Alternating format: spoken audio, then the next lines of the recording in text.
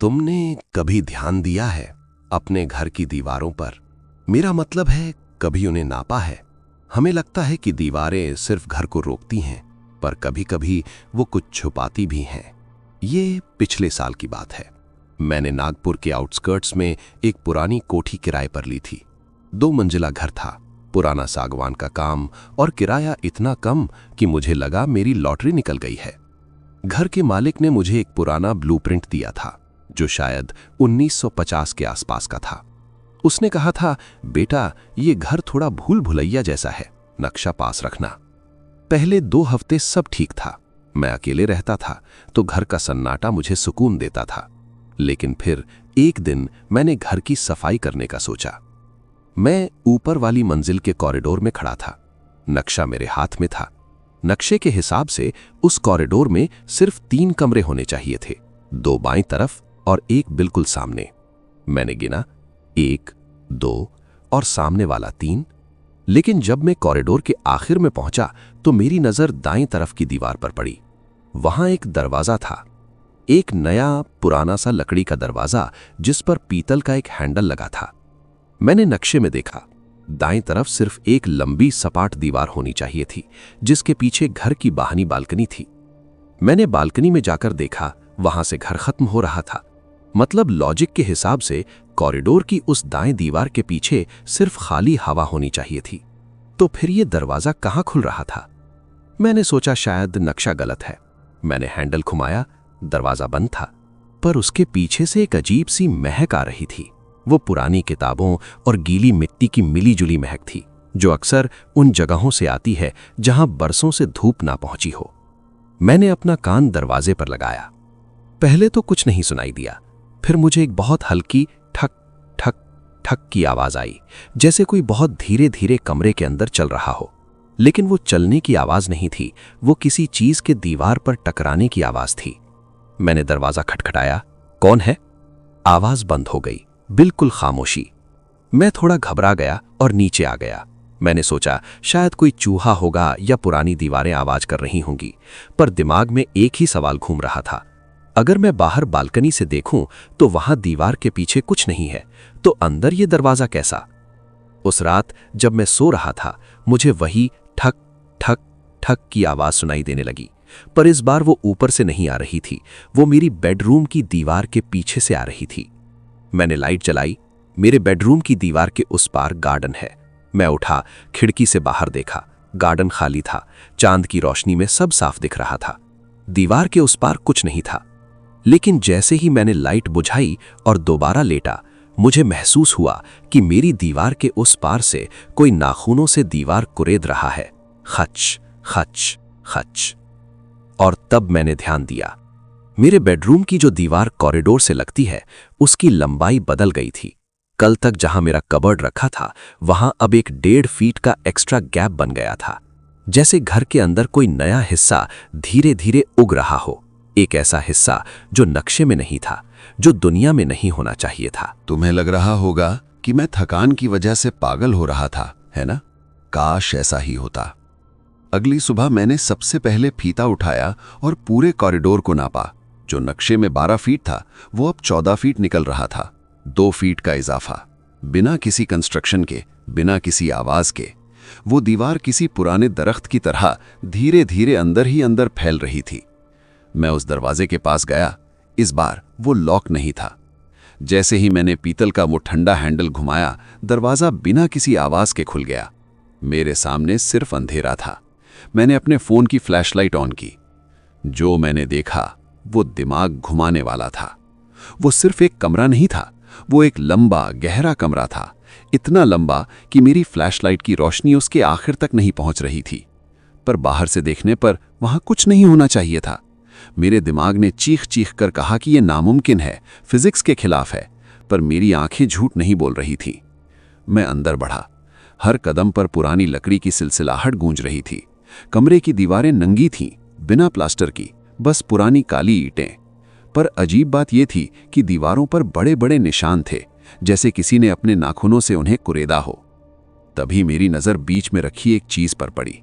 एक पुराना लकड़ी का पलंग, बिल्कुल वैसा ही जैसा नीचे मेरे बेडरूम में था। मैंने ध्यान से देखा।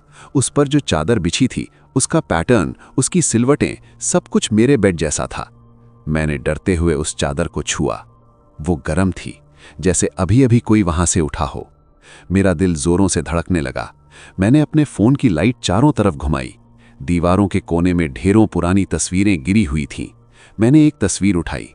वो मेरी थी, लेकिन उसमें मैं अकेला नहीं था। मेरे पीछे एक साया खड़ा था, जिसका चेहरा धुंधला था। वो फोटो मेरी इस घर में आने से पहले की थी, पर यह साया कब से मेरे साथ था मुझे नहीं पता।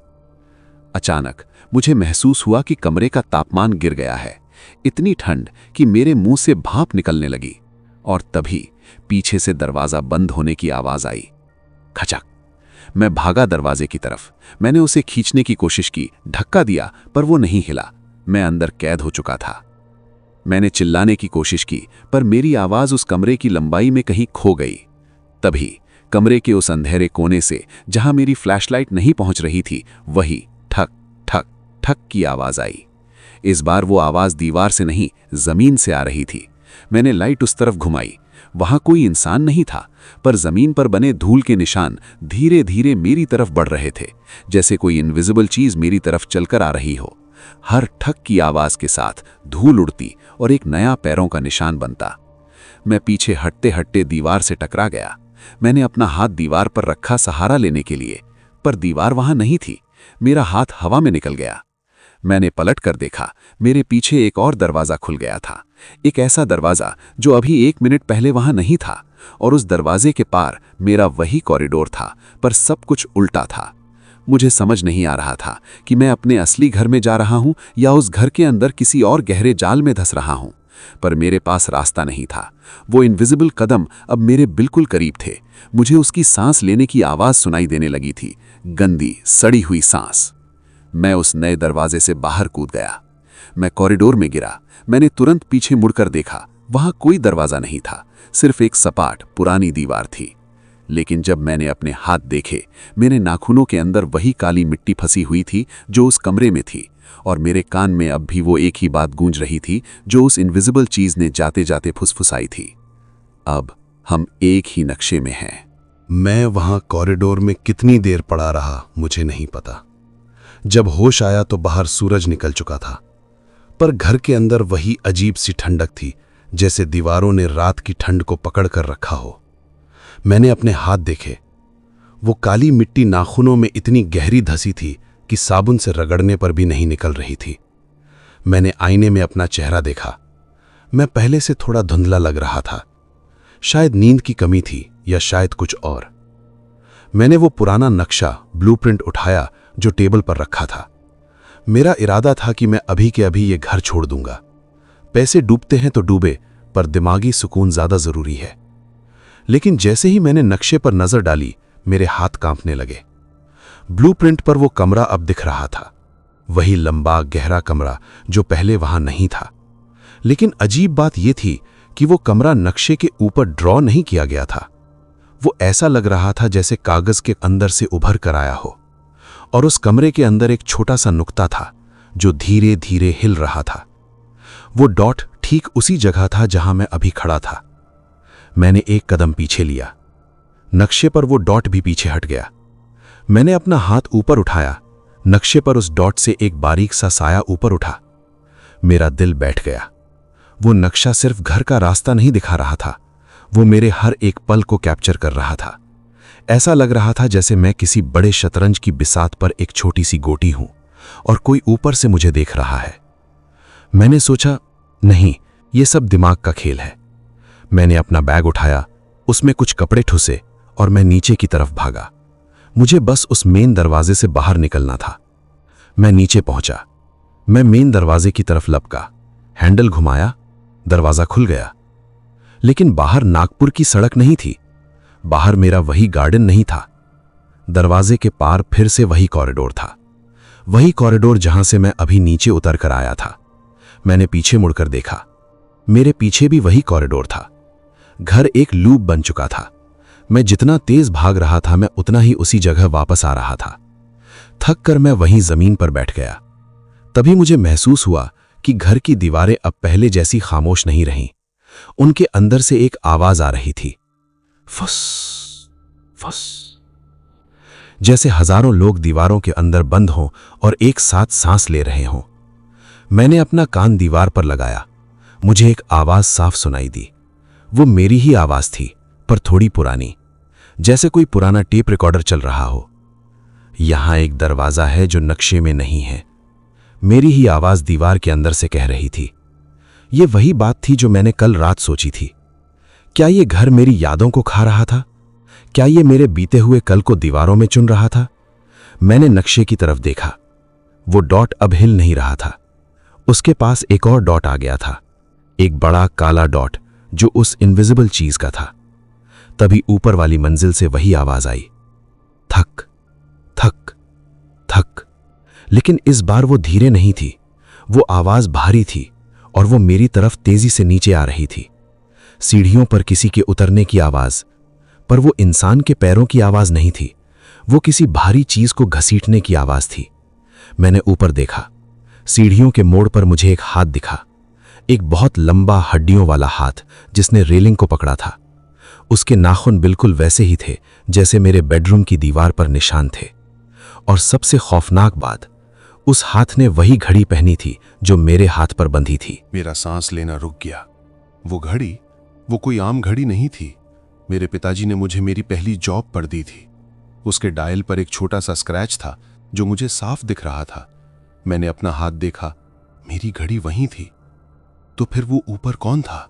वो हाथ रेलिंग से फिसला और एक धप धप की आवाज के साथ वो पूरा वजूद सीढ़ियों से नीचे उतरा। मैंने हिम्मत करके अपनी फ्लैशलाइट ऊपर की। वहां कोई इंसान नहीं था। वो एक साया था, पर ठोस। उसका शरीर मुड़ा हुआ था, जैसे किसी ने उसे एक छोटे से बॉक्स में बंद करके रखा हो और अब वो खुल रहा हो। उसके चेहरे की जगह सिर्फ वही काली मिट्टी थी जो मेरे नाखूनों में थी, पर उसकी आंखें वो दो जलते हुए सुराखों की तरह मुझे देख रही थीं। मैंने मुड़कर भागने की कोशिश की, पर तभी मुझे एहसास हुआ कि मेरे पैर अब जमीन से जुड़ चुके हैं। मैंने नीचे देखा। मेरे जूते धीरे धीरे फर्श के अंदर धंस रहे थे, जैसे वो लकड़ी नहीं, दलदल हो। तुम क्या हो? मैंने कुसपुसाते हुए पूछा। वो चीज रुकी। उसने अपना सर टेढ़ा किया, बिल्कुल वैसे ही जैसे मैं सोचने के वक्त करता हूं। फिर उसने अपना हाथ उठाया और अपनी उन लंबी उंगलियों से कॉरिडोर की दीवार पर कुछ लिखने लगा। खच खच खच। उसने लिखा, मैं नक्शा हूं। मुझे समझ नहीं आया, पर तभी घर ने एक जोर की करवट ली। दीवारें पीछे हटने लगी, छत ऊपर उठने लगी। जो कॉरिडोर पहले 14 फीट का था, अब वो इतना बड़ा हो गया कि मुझे लगने लगा मैं किसी रेगिस्तान में खड़ा हूं। लेकिन हर तरफ सिर्फ वही नंगी काली ईंटें थीं। मेरा वो पुराना नक्शा जो जमीन पर गिरा था अब जलने लगा था। उसमें से धुआं निकल रहा था। मैंने देखा कि जैसे जैसे वो कागज जल रहा था, मेरे जिस्म पर काले निशान बनने लगे थे। तुम बाहर नहीं जा सकते, उस चीज ने कहा। इस बार आवाज उसके मुंह से नहीं, मेरे दिमाग के अंदर से आई थी, क्योंकि बाहर कुछ बचा ही नहीं है। तुमने जब वो दरवाजा खोला था, तुमने घर को पहचान लिया था, और ये घर सिर्फ उन्हें ही जगह देता है जो इसका हिस्सा बनने को तैयार हो। मैंने देखा कि मेरे बेडरूम का वो पलंग, वही पुरानी चादर, वो अब दीवार के अंदर से निकल रहे थे। घर अपने आप को रीअरेंज कर रहा था। वो कमरा जो नक्शे में नहीं था, वो अब पूरे घर को निगल रहा था। अचानक उस चीज ने मेरी तरफ छलांग लगाई। मैंने आंखें बंद कर लीं और अपना हाथ आगे किया, पर कोई टक्कर नहीं हुई। जब मैंने आंखें खोली, मैं अपने बेडरूम में था। सुबह की रोशनी खिड़की से आ रही थी, परिंदों की आवाज सुनाई दे रही थी। मैंने एक गहरी सांस ली। शायद वो सब एक बुरा सपना था, मैंने खुद से कहा। मैं उठा और फ्रेश होने के लिए बाथरूम गया। मैंने नल खोला, मुंह धोया, पर जब मैंने तौलिया उठाने के लिए हाथ बढ़ाया, मैं जम गया। वहां दीवार पर, जहां तौलिया टंगा रहता है, वहां एक दरवाजा था, एक छोटा सा लकड़ी का दरवाजा जो कल वहां नहीं था। मैंने घबराकर मिरर में देखा। मिरर में मैं अकेला नहीं था। मेरे पीछे वही ब्लूप्रिंट वाला नक्शा दीवार पर चिपका हुआ था, और नक्शे पर, जहां मेरा बेडरूम होना चाहिए था, वहां अब सिर्फ एक काला धब्बा था। मैंने अपने हाथ देखे, मेरी घड़ी गायब थी। तभी उस छोटे से दरवाजे के पीछे से किसी ने दस्तक दी, थक थक थक, और एक आवाज आई जो बिल्कुल मेरी थी, पर बहुत दूर से आ रही थी। भैया, नागपुर की बस मिल जाएगी क्या? मुझे समझ आ गया, मैं अब इस नक्शे का वो डॉट बन चुका हूं जो हमेशा के लिए इस लूप में कैद है, और बाहर वो चीज मेरी घड़ी पहनकर मेरी मां से बात करने के लिए तैयार खड़ी है। मैं अब समझ गया हूं। मैं कोई इंसान नहीं बचा। मैं अब इस कोठी का एक हिस्सा हूं। मैं वो 2 फीट का एक्स्ट्रा गैप हूं जो कॉरिडोर में बढ़ गया था। मैं वो नंगी ईंटें हूं जिन पर नाखूनों के निशान हैं। मुझे अब भूख नहीं लगती, प्यास नहीं लगती, बस एक अजीब सा खिंचाव महसूस होता है जब कोई नया कदम इस घर में पड़ता है। मैंने देखा वो दूसरा मैं, वो चीज जो मेरी घड़ी पहनकर बाहर खड़ी थी, उसने दरवाजा खोला। उसने बड़े प्यार से उस नए लड़के को अंदर बुलाया। वो लड़का शायद कोई स्टूडेंट था, नागपुर में नया आया था। उसके चेहरे पर वही उम्मीद थी जो मेरे चेहरे पर थी जब मैंने ये घर पहली बार देखा था। आओ बेटा, उस हमशक्ल ने मेरी ही आवाज में कहा। घर थोड़ा पुराना है पर सुकून बहुत है, बस ये नक्शा पास रखना। मैंने चीखने की कोशिश की। मैंने अपना पूरा जोर लगा दिया उस लड़के को रोकने के लिए। मैंने दीवार पर अपने हाथ मारे। मैंने छत से चिल्लाने की कोशिश की, लेकिन उस लड़के को मेरी चीख सुनाई नहीं दी। उसे सिर्फ दीवार के पीछे से एक हल्की सी आवाज सुनाई दी, थक थक थक। वो ठिठका। उसने डर कर दीवार की तरफ देखा। उसके हाथ में वही नक्शा था। मैंने देखा कि उस नक्शे पर अब 3 डॉट्स थे। एक वो लड़का, एक वो इम्पोस्टर और एक मैं, जो अब सिर्फ एक काला धब्बा बनकर रह गया था। वो हमशक्ल मुस्कुरा रहा था। वो लड़के को ऊपर वाले कॉरिडोर की तरफ ले गया, ठीक उसी जगह जहां वो दरवाजा खुलता है जो नक्शे में नहीं है। मुझे एहसास हुआ कि ये घर एक पेट की तरह है। ये पुराने नक्शे सिर्फ शिकार बुलाने के बहाने हैं। हर बार जब कोई नया शख्स उस अनमैप्ड रूम में जाता है, घर का नक्शा बदल जाता है। पुराना शख्स दीवार बन जाता है और जो चीज दीवारों में कैद थी वो नया जिस्म लेकर बाहर निकल जाती है। मैंने देखा कि वो लड़का अब कॉरिडोर में खड़ा है। उसे दाएं तरफ वो पीतल का हैंडल दिखा। उसने हैंडल घुमाया। मैं वहीं था, दीवार के उस पार। मैंने उसे देखा। मैंने उसके बिल्कुल पीछे खड़े होकर उसके कान में फुसफुसाया, भाग जाओ। पर मेरी आवाज दीवारों से टकराकर बदल गई। उसे लगा जैसे पुरानी लकड़ी सिलसिला रही है। वो अंदर बढ़ गया। दरवाजा बंद हो गया। अब मैं अकेला नहीं हूं। मैं महसूस कर सकता हूं कि मेरे बगल वाली दीवार में वो लड़का भी अब चुना जा रहा है। वो भी धीरे धीरे धुंधला हो रहा है। हम सब इस घर की हड्डियां हैं। सबसे डिस्टर्बिंग बात पता है क्या है? मैं अब बाहर नागपुर की सड़क देख सकता हूं। मैं उस हमशक्ल को देख रहा हूं जो मेरी साइकिल लेकर ऑफिस जा रहा है। उसने रास्ते में मेरी मां को फोन किया। हाँ मम्मी, सब ठीक है। आज नागपुर में धूप बहुत तेज है। मेरा दिल डूब गया, क्योंकि नागपुर में धूप नहीं थी, बाहर बारिश हो रही थी। पर मेरी मां ने फर्क नहीं पहचाना। उन्हें लगा उनका बेटा बात कर रहा है। मैं अब भी वहीं हूं। अगर तुम कभी नागपुर के आउटस्कर्ट्स में कोई पुरानी कोठी किराए पर लो और तुम्हें लगे कि दीवार नक्शे से थोड़ी ज्यादा लंबी है, तो फीता लेकर नापने मत बैठना। बस वहां से निकल जाना, क्योंकि अगर तुमने ध्यान से सुना तो तुम्हें दीवार के अंदर से किसी के सांस लेने की आवाज आएगी, और शायद तुम्हारे नाखूनों में भी वो काली मिट्टी फंसने लगेगी। मैं तुम्हारा इंतजार कर रहा हूं। हमें नक्शे में एक नए डॉट की जरूरत है।